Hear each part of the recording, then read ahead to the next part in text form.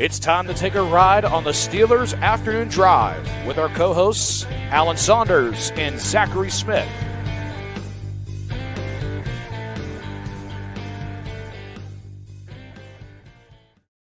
Get in the van. We're going for another Steelers Afternoon Drive. I'm Zachary Smith. That is Alan Saunders. Alan, how are we doing? I'm doing great, Smitty. How are you? I'm doing good. This is like it's not a Friday, but it almost feels like a Friday. We're doing our preview and predictions. Steelers playing on Thursday Night Football against the Cincinnati Bengals. And I feel like until your team, in this case, the team that I root for, the team that you cover, is playing on Thursday Night Football, you really don't truly appreciate how quick the turnaround is from playing on Sunday to playing on Thursday. Like, you snap your fingers and it's here, and it's wild to think about from a player perspective having to do that. It's hard, man. It's hard, especially with the travel. Like, that's the thing that real these guys are gone already. They're all the fact that I think the team's already in Cincinnati. So yeah. I mean, and so they were leaving for Cincinnati right about when their normal first practice of the week would be ending. There you go. That puts it into perspective. Yeah. That's pretty crazy. It is. Let's talk about who's going to be available, who's not going to be available for this one. Still no Calvin Austin, although was put out to feel pretty confident about his availability for the next game, kind of a mini bye after this one against the Packers on Sunday night. So I don't want to definitively say that that's going to be the case, that he's going to return then, but a lot of good vibes kind of surrounding that being the case, that he could come back. No Miles Killebrew. I will say, is it nothing said yet about that? Like, it's a pretty significant injury. It certainly seems that way, but no further clarification as to what exactly that is. It's not put out there that it's season ending yet or anything like that. Does that surprise you, or what do we think's going on there? A lot of times these serious knee injuries do need some time to resolve for the MRI to become conclusive. They also have until 5 p.m. or 4 p.m. tomorrow to make roster moves because of the Thursday night game. So okay. He could still end up on IR. And honestly, it would kind of surprise me if he doesn't. Yeah, I'd be. Yeah. And then, what the replacement is, I don't know. They brought in George Odom. I doubt they would sign him now. But if it's not season ending, putting him on IR before the game gets him one of his 4 weeks that he has to miss while on IR. So, let's say it's similar to Malik Harrison's injury, where it's like a knee sprain that's going to require, 3 to 4 weeks. That gets one of the weeks where he has to be on IR out of the way, or maybe he won't go on IR. I don't know. I guess it's possible. But seems like the vibes have been that it's a pretty significant injury. Absolutely. I want to talk about Austin very briefly. Yeah. Sorry. Saw him in the locker room yesterday after practice, talked to him very briefly just to catch up, said he's doing good. And just amusingly, because I actually didn't go over there to talk to Calvin. I went over there to talk to Mason Rudolph because I saw Mitch Trubisky's backup quarterback commercial. Have you seen it yet? Yeah. On which insurance company? He's the new one. I can't remember now. Progressive, maybe? I think so. I think so, but I mean, I know what you're talking, because there's been a bunch of backup quarterbacks that have done these. Yeah, there's been a whole series of them, and he's the backup drive-through orderer. The whole car full of people. The driver's fumbling it. Mitch comes in, very crisp, clear play call voice to get everything straightened out. So I went over to ask Mason if he's got one coming. Because I feel like that would be right. I mean, Mason's a good-looking guy. I feel like TV would be in his future one way or the other. So I was a little surprised. He said nothing yet, but then Calvin jumped into the conversation, thought he hadn't seen the commercial yet, so it was funny. Yeah, certainly with a mustache, I think even more so. It's almost like Mason was like, his appearance was in mind, like I want to be in these commercials. What should Mason Rudolph be the backup of, especially considering his current visage? You know what? I'm going to have to think about this one. I'm going to leave it open for the comments before I give I might just pick my favorite. I might cop out on this, honestly. I don't know that I know and have an answer right off the bat for that. To be honest, I really like the spot for the Trubisky one. I think that's great. Like the order, the drive-through. Man, Yeah, I don't know. I'm gonna see what the comments have to say and go from there.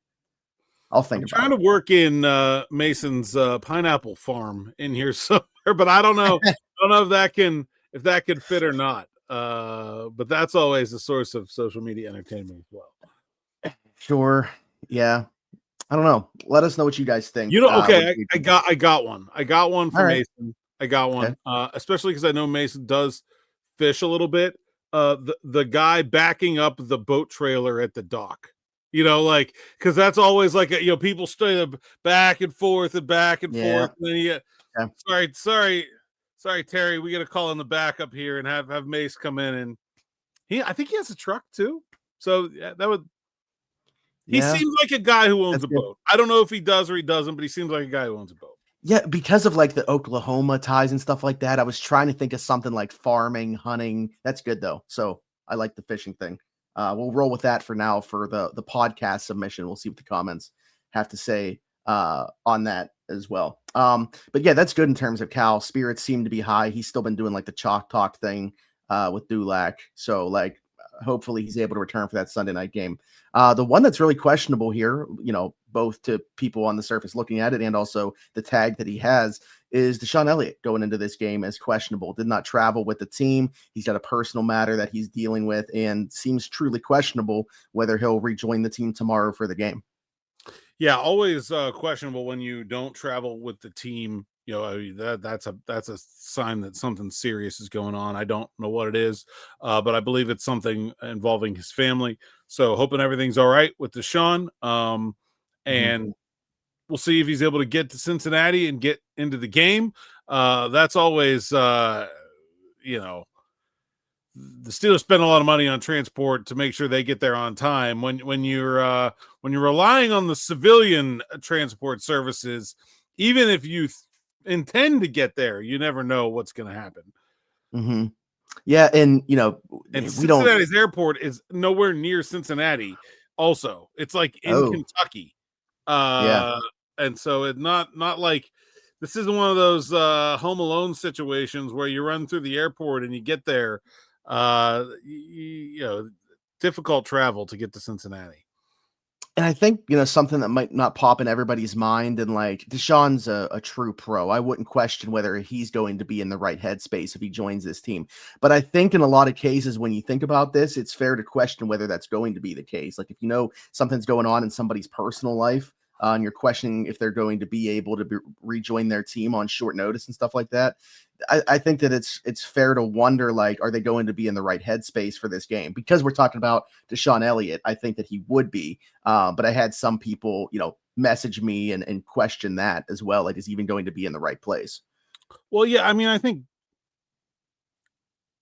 everybody's always got stuff going on in their lives. It's not always to the point that like you're missing practice and you're not traveling with the team because you have to take care of things. But I think if you make it this far in your football career, you're probably pretty good at compartmentalizing your personal life and finding ways to be able to contribute if you're able to contribute. And I think that's the real question mark here. And for a lot of probably everybody across the board, honestly, like this is the escape from a lot of that stuff. Like if a lot of guys can play, they're going to play. And I think Deshon Elliott falls into that bucket, hoping for the best for him. Not going to speculate on that. But when we get into talking about this game specifically, which we're going to do here in a second, I will speculate on what the course of action is if you don't have Deshon Elliott in the fold for this one.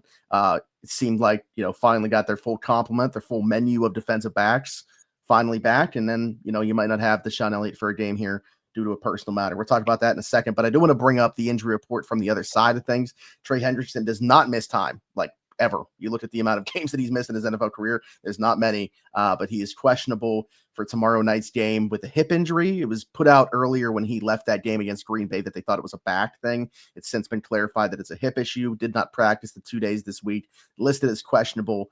Obviously massive for them. I mean, that's not a good defense, and he is the one player within there that is, a household name, one of the better pass rushers. That would be a massive loss if he can't go.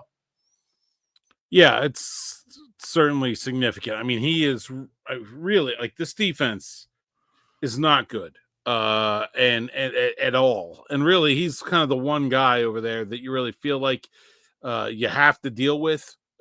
And if he's not in there, man, I mean, I think the Steelers should be licking their chops against the Cincinnati defense in general. But, man, if Hendrickson isn't in there, look out. He's the straw that stirs that drink for sure. And I think he's the type of edge rusher, maybe even, and this isn't to say that he's a better player or anything like that. I think his style of pass rush gives Broderick more trouble than like the athletic freaks like a Myles Garrett. Interesting take. I just think the motor. Yeah, the motor is incredible. Just for some context here, of the players who have played 20% of their team snaps, and look, PFF, we've talked about them a lot, and maybe we'll bring them up again since they've been in the news, but there are 7 Steelers with higher season-long PFF grades than every Bengals defender other than Trey Hendrickson. So it goes Herbig, Hendrickson, Hayward, Watt, Holcomb, Sawyer, Elliott, Ramsey before you get to another Bengal. That's about as lopsided as you're ever going to see those. I mean, like, who is the Geno Stone, DJ the ball hawking Turner safety? And Geno Stone are both in the 70s. Yeah. Somebody that I've spoken highly about in the past is Logan Wilson. He got benched.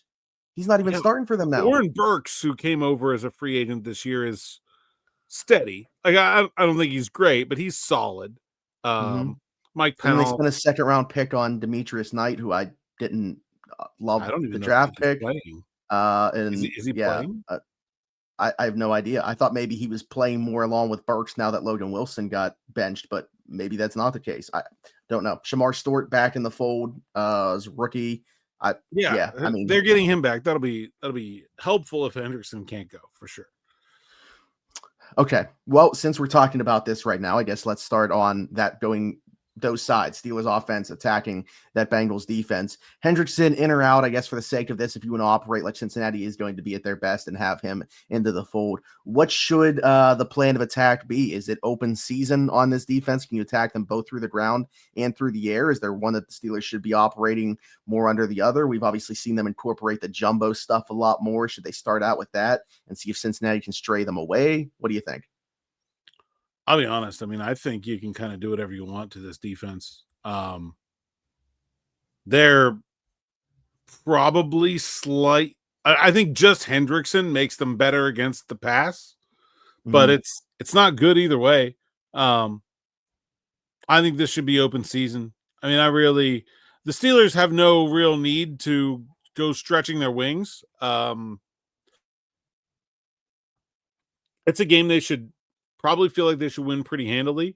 I feel like the game plan should be fairly similar to last week in that don't take a lot of unnecessary risks.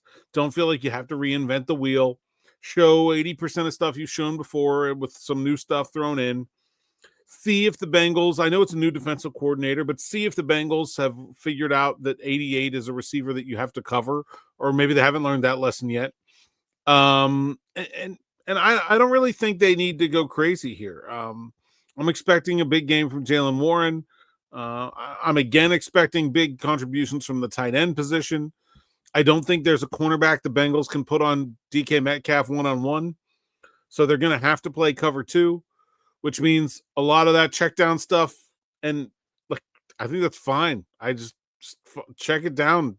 Darnell, Jonnu, Freiermuth, Warren, Gainwell, Roman Wilson. I think all those guys can do well in that space and just go eat. Yeah, I'm kind of with you. I mean, I kind of when I look at these matchups typically on a week-to-week basis, try to figure out, okay, what's the strength, what's the weaknesses. Cincinnati makes it tough to find what the strength is and say this is what you have to attack because you can't do it this way. I mean, I'm not going to take any matchup lightly, especially not on a short week, especially when we've seen the Steelers historically have their issues on Thursday night against the division on the road. Like, I'm not going to do it, but just on paper, looking at this matchup, it's hard to find a path here. I think that's another thing that I always do is I try to find the path for the other team. And certainly when I'm looking at Cincinnati's offense, which we'll talk about here in a second, I can do that. I can find a path to success for that offense with those receivers. But defensively, I just have a hard time seeing the way that they're going to stop the Steelers.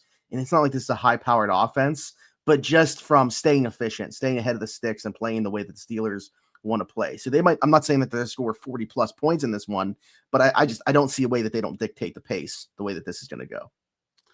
Yeah, I mean, I guess the one way is like weird stuff happens and you fall behind early, and then you kind of end up chasing. Like maybe that happens, but I'm And pretty maybe skeptical. we get an answer that we're still looking for. I think the one thing about the Steelers team that we're still looking to find out is, are they able to play from behind like that? What's the most they've trailed by? Well, obviously in the Seattle game they weren't able to, but they did trail to against the Jets by 9 points at one point. It was But we're still very trying to early. figure out. They never Yeah. got into like that late until one drive against Seattle. Like that's all they've kind of played in sort of like emergency trail situation. Yeah. So I think that's the one thing that, at some point you would think we're going to have to figure out about this team, is if they are able to make up that ground and play from behind. I don't know that it's like, I would say like a key matchup, but I am very interested in the Shamar Stewart, Troy Fautanu matchup, just because it's, just such little experience on both sides still going against each other, and the athleticism of both of those guys is one that I want to watch. So, and not knowing about Hendrickson, otherwise I'd say both tackles going against those pass rushers, but we'll see if Hendrickson's even available to them. Anything else to say on that side of the ball? No, I mean, it's just not a good defense, and there's not really anywhere that I mean, you should be afraid of them. I think you can beat them at all three levels. I will be interested just to see what Al Golden brings to the table, but I mean, like, I've looked at the tape and it's not pretty. Mm-hmm. Do you, something I mentioned within there, get your thought on, because it's obviously made a lot of. Does it mean anything to you, the history of the Steelers on Thursday nights against the division on the road being as poor as it is? You have so much player turnover and stuff like that. It's hard to figure out, like, should we give it credence or not? I don't know. Yeah, I mean, I think the turnover thing kind of makes that moot. Yeah. I mean, because obviously, other than Tomlin, what's the consistent within that time frame that we're talking about? Obviously, that's what Cam said yesterday. Is that, like, forget the people. There's no common thread between the games. Like, it would be one thing if it was like the same cause over and over again. It's just I did notice that I feel like they practiced their veterans even less than normal this week. And so maybe that's an adjustment, or maybe they're just an older team, but I feel like the DNP list for Tuesday was extensive. Yeah, absolutely. All right. Flipping sides then, obviously, what we got to talk about here with the Cincinnati side of things is their receivers at the top, Jamar Chase, T. Higgins.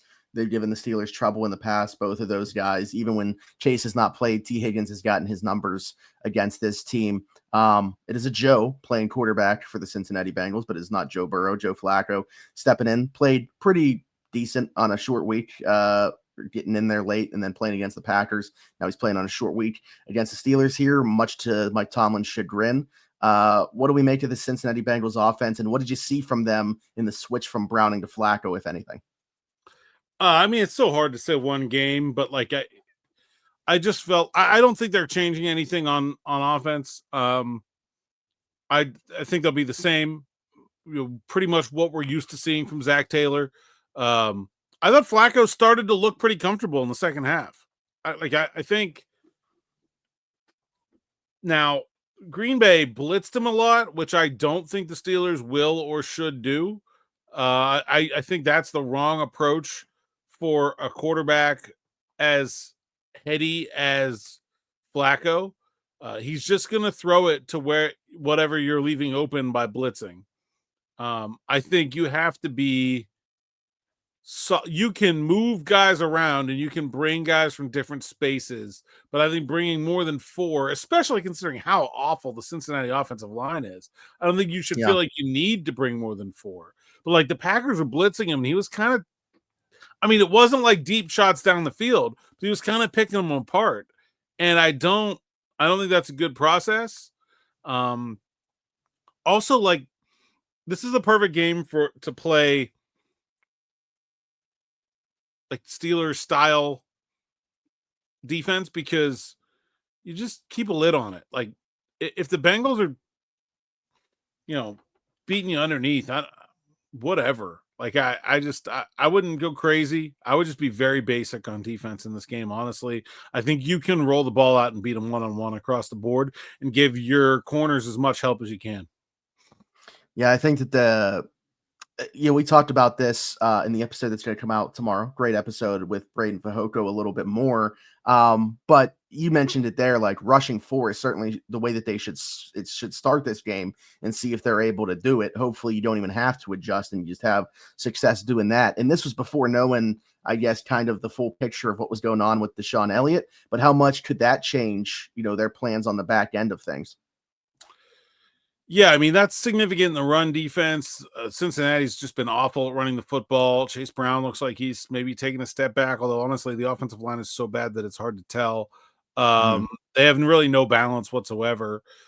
So I guess that part of it, I mean, I feel like they should be able to stop this rushing attack even without Deshon Elliott.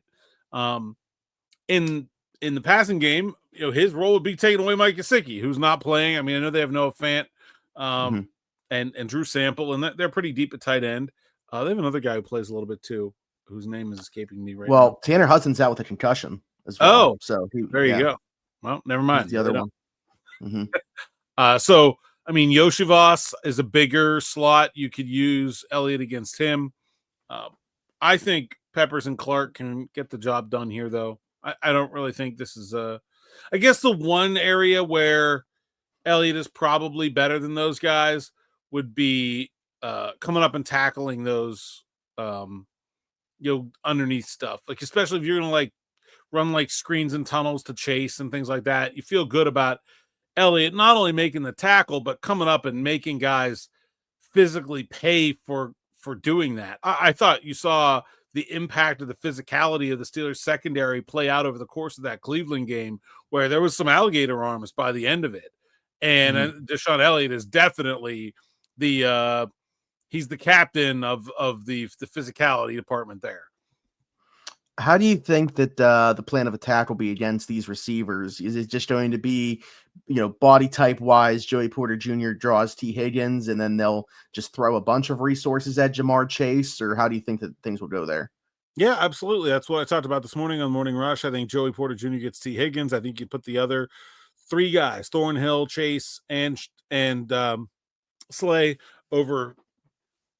Sorry, Thornhill, Ramsey, and Slay over Chase's side, and make it work. I mean, that feels like the way to go about it. I think Ramsey on Yoshivas is a good matchup if you can double cover Chase, and if you can have to single cover him, then I think you put Ramsey in on him, and you can give Slay Yoshivas, and that works. I don't think they play a lot. Jermaine Burton is kind of a wild card. I feel good about Slay for him when he's out there. He didn't play that much. But so like I think this is pretty straightforward, honestly. And even if it is just obviously the Russian 4 and you're not getting like too exotic in the front 7, I mean, kind of feels like based off just everything that we've already talked about here, you obviously feel pretty good about the Steelers winning that matchup in the trenches on that side as well. I do. The Steelers should have no business winning this or losing this game, or honestly, it really being competitive. Now, it being a Thursday night, definitely to me brings in sloppy football, which always is a benefit for the worst team. And I think I'll be really interested to see the way the game's officiated. The Steelers drew a lot of penalty or were penalized very highly last week. That's another way you can let a bad team in. Joey Porter Jr. has had trouble with these Bengals and penalties. Specifically, Joe Flacco is the king of defensive pass interference. So, the paper matchup is significantly tilted towards the Steelers. If this was a Sunday game, this should be a 10.5, 11-point spread. There's a reason it's as close as it is. It's because weird stuff happens on Thursday night. As we just saw last week. I mean, not that you needed enough reminders, but it doesn't matter how good you are on Thursday Night Football, you can still get beat. Absolutely. you talked about Flacco there. We obviously talked about Aaron on the other side. Feels like an appropriate time to bring up Randy's comment here. Asking if Thursday's game will be sponsored by AARP. Aaron and Flacco's combined age is way more than the combined age of the likes of Gabriel, Dart, and May. In all seriousness, has it been improved play? Has it been improved play by the offensive line, or has it been Aaron making the decisions to either run the ball himself or getting rid of it quickly that are seeing so many less sacks through the first 2 games as opposed to previous seasons? Also, back to the humor. I don't know if I can watch the preview episode if there is no DB to keep everything grounded. We all know how hyperbolic Allen can get with his predictions. Kidding, of course. Yeah, I mean, well, first of all, DB is coming. Not with us, but Night Shift with Joe Morrison, 8 p.m. live here on the YouTube channel. You will get you DB. guys can just pepper him. So you guys will get a DB prediction. We won't have it, but you will get one. Yeah. And then just a programming note here while we're on that topic. Tomorrow, normal morning rush, and then afternoon drive will be posted at noon. And that is an interview me and Smitty have already done with Braden Fahoko, which is fan-freaking-tastic. And you are definitely going to want to watch. And then right before the game, 6 o'clock, will be Pelusi's Pick'em, Job and Julie here again live on the YouTube channel. And then me and Smitty post-game. So, like, you're just packed in there. Packed in. Yeah, I mean, you might as well just have the Steelers Now tab opened while you got the game on as well, just for the sake of being ready for post game. But during the game, should we do halftime? Should I do a halftime video? I mean, I don't think the people are going to complain about it. I don't think. But anyways, where were we? About Aaron. Randy Tobias was asking about what the difference is with Aaron taking less sacks this year. Yeah, I mean, to me, it's all his knowledge of the defense, his ability to see the picture and know what's coming from the time he breaks the huddle. And the Steelers are obviously, attempting to protect him and Broderick Jones and Troy Fautano as well. They're not calling any 7-step drops back there. And I think he's been really smart about when he decides to try to extend a play and when he just kind of bails. You've all seen the highlight, if you didn't watch it live, of him running to his left and flipping it sort of Mahomesian style to Jaylen Warren. But you look at that play and there's no contain over there. There's nobody holding him in the pocket. So he sees that he has a lot of green grass and he goes and he tries to extend the play. We've seen lots of other times where he'll just flick it away or he'll just bail. He threw one into the third row last. I mean, like, that ability, I think, is really his superpower at this point in his career. And I think that's why teams aren't getting to him as much as they were, is that he's really, I think him and Art Smith are really clicking and feeling good about the plays and comfortable. And you start running the ball, you get out of 3rd and long. That helps a lot too. Yeah, absolutely. It's been enjoyable to kind of watch the Artie Smith, Aaron Rodgers cohesion really get gelling here. But okay, I guess it's prediction time, Alan. I don't think that we've said enough here to set this matchup up on the plate. Let's get to our predictions. We'll go back and forth, offense, defense, and then obviously the game score as well. I'll start. We'll start on the defensive side here. I didn't realize that this guy did not have one yet of these, playing at a high level. I think Joe's going to want to get rid of the ball relatively quick. I'm looking at the second level of this defense. I think Patrick Queen gets an interception tomorrow night. That's good. That's good. Mine is going to tie into my topic from this morning. And I think, okay, maybe not crazy bold, but especially considering his production in this game in the past, T. Higgins under 50 receiving yards. Okay. If he draws over 50 yards of penalties, it still count. No, but only on a technicality. Okay. All right, good. I like it. Certainly hope that that's the case. I think that bodes well for what the overall result of this game would be. All right, what's your offensive one? I really struggle with this because I don't really know where this is going. There's just too many good ways to attack this defense that it feels really hard to narrow it down. I think the Steelers are gonna win this game, and I'll make this is I don't know if this is bold enough, but I'll see if you need me to tweak it. But I think the Steelers will have a successful 4-minute offense to win the game. That they're going to get the ball and they're just going to run it till the clock runs out. Okay. Well, all right. So do you think it's going to, I mean, I guess we'll see when you give the final score here. Are you saying that you think it's going to be closer than or they're just icing? Yeah, I mean, I think it'll be within 2 scores. Yeah. Okay. My offensive one, I know what the comments are going to be. I'm biased. Of course, I look at this guy's numbers in his career against this team. Not only in his career in totality, but last year caught a touchdown in both the games that he played against this team. His averages against the Cincinnati Bengals, 5.5 catches per game, 8 targets per game, about 60 yards per game, and 4 touchdowns in those contests. I think Pat catches a touchdown. I look at every other tight end. They've caught either a 2 points. I was looking at the volume or the yardage, and I just couldn't figure out a way to pick it. Yeah. I do like the touchdown. That's nice. I look at the other tight ends in the room too. Each one of them, including Connor now after last game, has either caught a touchdown or a 2-point conversion. He's the one that's still sitting there waiting. I think Aaron finds a way to make it happen this week to reward him. That's good. That's a good shout. But I'm fully expecting the comments. Bring them on to just say that I'm biased, and that's the way I'm going with it. But honestly, I mean, I acknowledge it for sure. I always tell people I'm biased, not blind. So there you go. All right, and then our final score predictions here, and then I got that typically closes it out. But there is one more thing that I want to bring up from the comments here when we get to that. Oh wait, no, actually, while we're on the topic of tight ends, we wanted to work this in from Mick Carter. There was a comment that you really enjoyed. He said, since you mentioned how different the tight ends are, it's like having a Great Dane, Greyhound, Beagle, and a Shepherd Stray. They're all so different. Yeah, this is who. Yeah, well, that was my thought. This cracked me up. Who is obviously? I mean, the biggest dog is the Great Dane. That's got to be Darnell Washington, right? But like, who is what after that? That's really what I want to know here.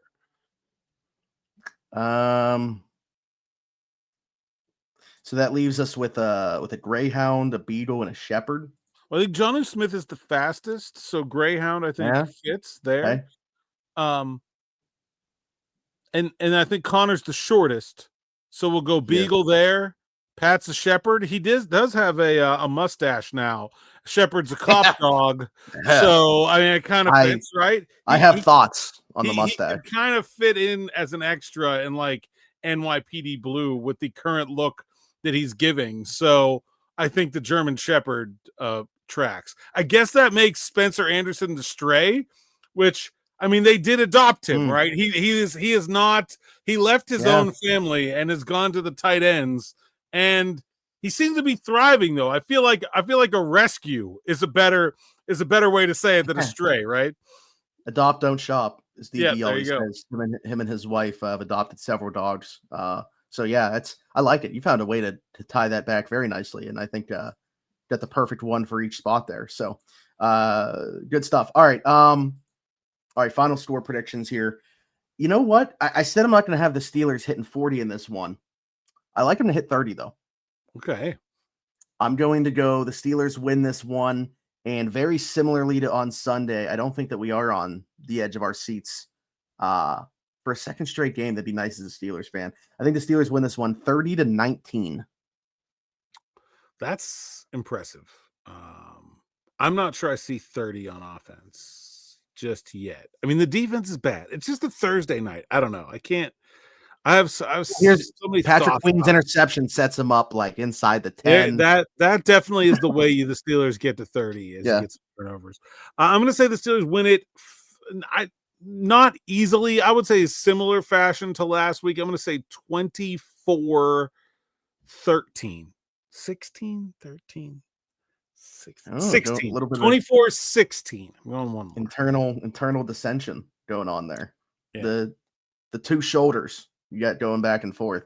And then that's typically how we close out. I do want to ask you, because Aaron asked us, Thursday Night Football, if you're watching it, do you watch the traditional broadcast or Prime Vision? Well, I will be watching from the corner of the end zone in the press box in Cincinnati, which is about a blend of the two with no Zoom. Pay for vision. You got the old trusty Binocs there for me when we get down to the Escalooser end of Paycor I'll say, Stadium. please, when we get the result that I'm hoping that we get tomorrow, I cannot wait to see those videos. Always a treat. But I do love the Prime Vision. If I'm just watching Thursday Night Football, sitting here doing work, put it on the background, I really enjoy it. I think it's awesome. I said this, maybe it was either last season or the season before that. Time flies. I think that's been one of the best introductions that's been brought into a broadcast, is being able to watch football like that, and give people that view and just like what gets added to the broadcast in terms of the information and the graphics that are used as well. I think for the common fan, it's a great way to learn a little bit more in the process of watching the game. So yeah, I thought it's been a great edit. It'd be nice if they did if they had a way of doing that for Monday Night Football, Sunday Night Football, all the broadcasts, if they had some other way of doing that as well. I'll say the one thing I really want it to do is, when the ESPN does the like college football playoff, they do the like coaches, there'll be like 4 coaches in a booth on a secondary. Like I want to combine those two concepts. I want to have that angle, and then I want to have some like coaches giving some or just one coach, whatever, give some thoughts or some insight. They have some analyst guy who does it, but I think someone with some real insight about the game would really marry well with that concept.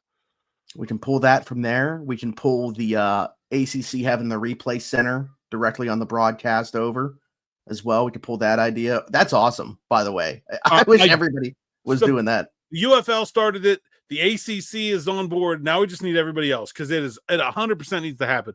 It totally eliminates like half of the conspiracy theories about calls, because you can just literally see, hey, they missed this call. Why didn't they overturn it on replay? And then you look at all 8 angles they have, and like, well, they didn't have the angle. Like that's why it didn't get overturned. Now you know. Like I think I don't understand why everyone isn't doing it. I actually asked, gosh, now I forget who exactly I was speaking to at the NFL before the start of the season, if they were thinking about doing the UFL style, and they didn't bite, but I think they should be. So this is how bad I had no clue that was a UFL thing. I have not paid attention to that league like at all. So I actually thought it was an ACC thing that they had started. So that's on me. But I guess the UFL doing it because they are a professional league maybe gives a little more credence to them adopting it in the NFL. Hopefully, I'd love to see that. Yeah, I'm all about it. All right, good stuff. We'll be back tomorrow, but it's going to be an episode, like Alan said, with Braden Fajoko. Drops at noon, much earlier afternoon drive, coming out for you guys. Very excited about it. It was an awesome episode. Can't wait to see your guys' feedback on it, and hopefully you guys support Braden and everything that he's got going on. I'm gonna put I put the link for his stuff as well down in the description, so be sure to check it out when that drops. But Alan, until the people see you again, tell them where they find you. Hey, Saunders _PGH on X, Instagram, TikTok, and Blue Sky. PGH Steelers Now sites account, SteelersNow.com. Go there, read the words so I can get paid. Sign up for SN Plus, and you get to read the words with no ads. You get all the best content from me, DB, Brendan, Howe, the rest of the Steelers Now team, and you get access to our subs only live stream, which is coming up for the month of October here. We still haven't picked a date yet, but once we get past this short week here, we'll get it squared away. And then anyone can like, subscribe, hit that bell for notifications here on the YouTube channel. It allows us to continue to grow this show and the rest of our shows to a bigger audience. It doesn't cost you anything, and you get a little notification every time you come up with a new episode, which, like, it's great. If it's not your thing, you just ignore it, and you're still helping us out. So go ahead and hit that thumbs up button. We have 16,862, which is just a bad number. Yeah. Ryan McCollum wears it right now, and I'm like trying to think who even is a 62 previously. It's got to be other offensive lineman, right? I can't imagine a defensive player wearing 62. I want to say we do have a couple. Who was the center? Justin Hartwig, the center in Super Bowl 53 was 52. I'm sorry, 62. And then there's one really good player here. Oh boy, it's not what I want to hear. But it's older, so maybe a bit before your time. Although I know you know who he is.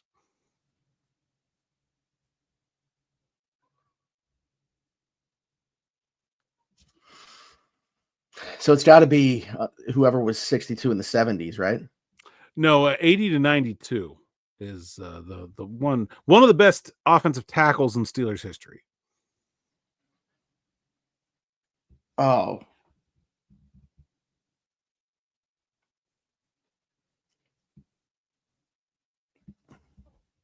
It's gonna bother me. It's gonna bother me more when you say it. The late great Tunch Ilkin was 62. See, I didn't want to be wrong. I didn't want to disgrace if I said it and he wasn't 62. Dang it. Yeah. Dang it. Some other ones here, Tom Myslinski, John Malecki, Johnny Maxey, Todd Kalis, Roger Duffy. It's just a bunch of backup offensive linemen. Yeah, Hartwig, I think, is the only. I mean, I think Hartwig. Mike Sandusky wore it from 57 to 65. I've never heard of him. It's all about Tunch. What a Pro Bowl! I went to the Pro Bowl once, Mike Sandusky. Maybe I should read up on him. But Tunch, and then Hartwig obviously was a very short term slot in the Steelers center between bridge the gap. Yeah, between Hardings and Pouncey, but did win the Super Bowl there in 08-09. Mm-hmm. Man, yeah, I'm mad. I'm as mad as I thought I would be. But anyways, let me hear it in the comments. We need a lot from you guys in the comments, actually. Get on me for that. Your predictions. Mason Rudolph commercial. Tight end dog breeds. Yeah. We're asking for a lot from you guys today in the comments, so let us know for sure. But yeah, be sure to like, subscribe, hit that notification bell. Then that notification bell, as Alan said, tomorrow is going to be on fire. So be ready for a lot of notifications if you hit that notification bell. There you go. On your Thursday. And leave us a 5-star review and subscribe if you're listening somewhere else, Apple, Spotify, wherever your podcast from. We are there. Just search Steelers Afternoon Drive. Do the same thing on TikTok, and then you'll find me everywhere. Zachary Smith, PGH. For Alan Saunders and myself, thanks for jumping in. Take another ride on the Steelers Afternoon Drive.